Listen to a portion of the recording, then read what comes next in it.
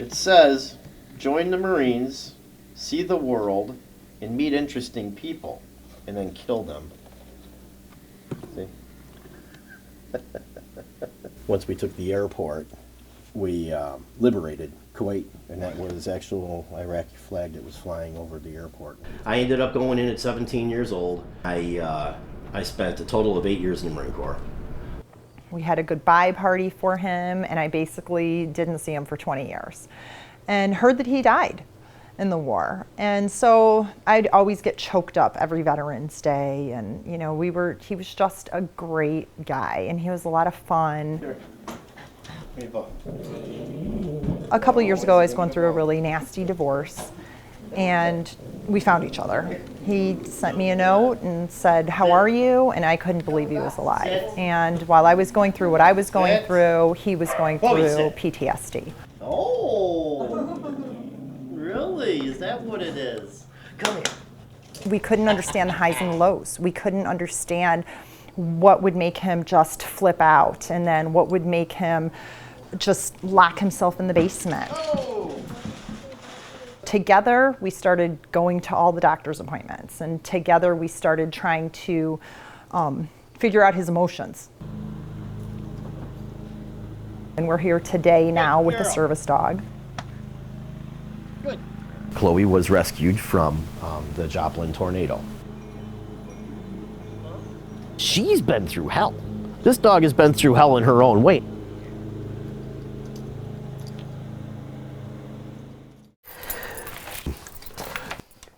She knows exactly what's going on, see? I just have to she knows exactly. Good girl. Certain service dogs do certain things for, good girl. It's okay, good girl. Leave it, leave it.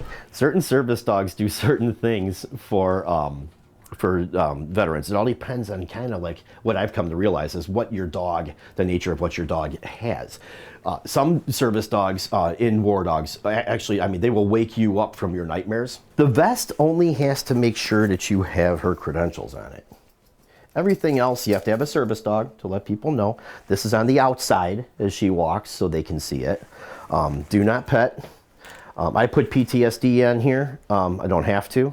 I do. I have it on there because I don't mind telling people about my condition. Then this is the WarDogsMakingItHome.org patch. And she wears this. Oh, you girl, stay. Tip.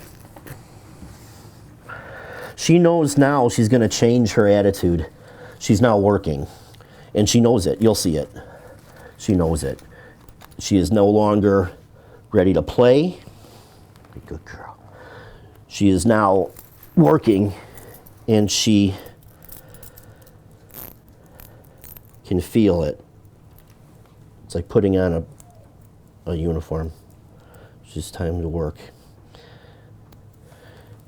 Good girl. Good girl. Therapy dogs are used in multiple settings, and I mean, some of the most fascinating things are just that if you have a dog, you know, your blood pressure's lower. Well, Medicine? Yeah, three medicine guys at a time? Yeah. Oh, I don't know how that happens. I think it's just a real calming effect that they have, and that they are always reassuring to you, and they're always there to take care of you. Hey, leave it.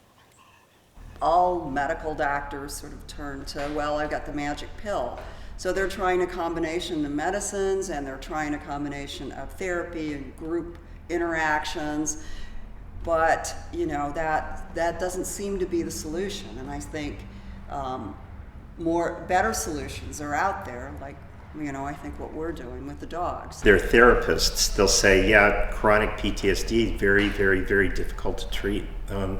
So they've all been in treatment for years and years. Years, since Vietnam, some of them. By the time they came to this, for a lot of them, they felt like it was their hopeless. Yeah, their last thing that they were going to try, and then they were just going to give up. Dad, give little tips to Victor.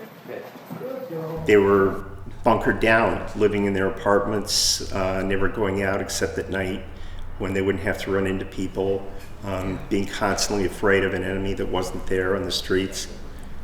Veterans are saving the dogs as well, because the other piece of this is these are animals that were high kill shelters, and these veterans are giving these animals another lease on life.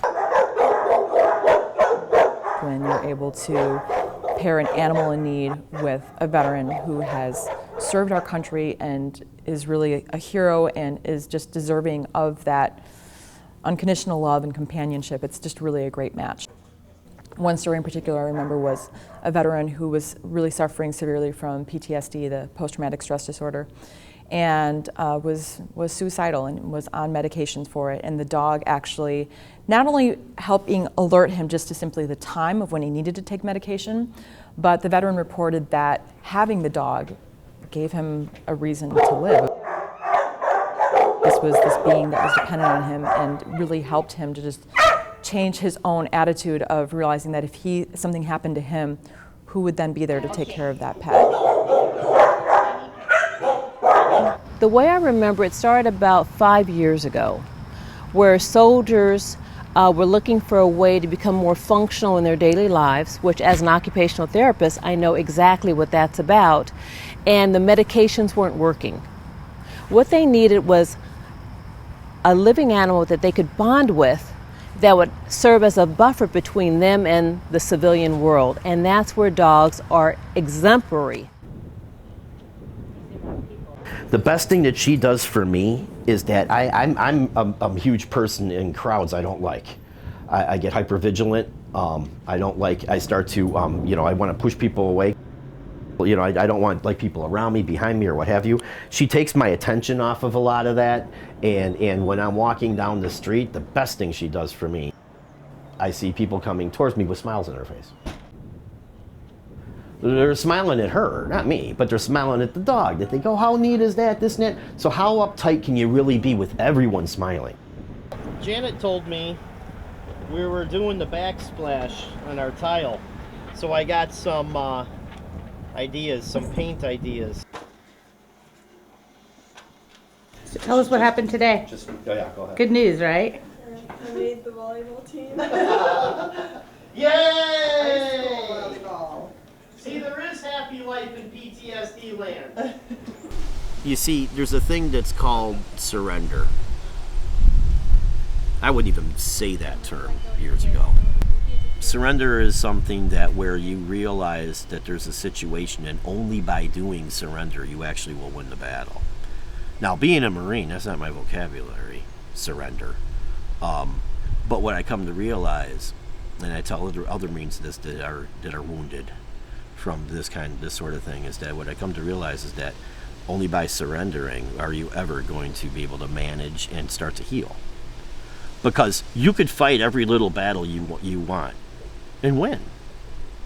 And he won. And I've done it through addiction. I've done it in and out of addiction. And I've won the little battles. But you know what, though? What I realized, I never won the war. And the war is every day for me. I was able to, through therapy and lots of,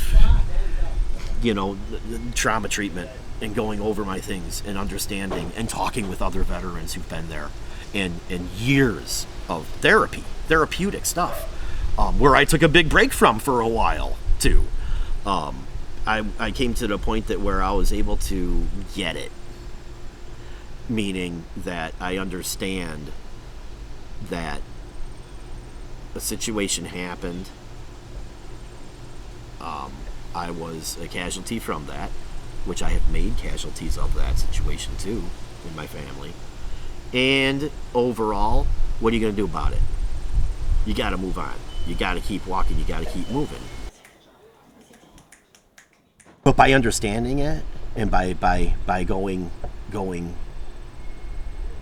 honest but naked honest, understanding that you need to surrender to be able to turn it around, that takes a real Marine.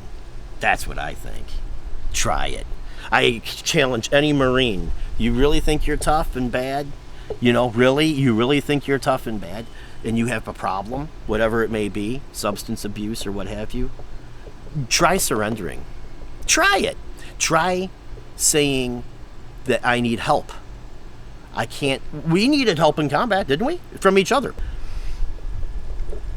I'm going to be a real Marine, and I'm really going to win this war. I have to say, you need some help to do it. You got to be able to surrender and take a look at everything that you got there in no denial. And you get out of denial, and then you can turn around and fight this thing. Yeah.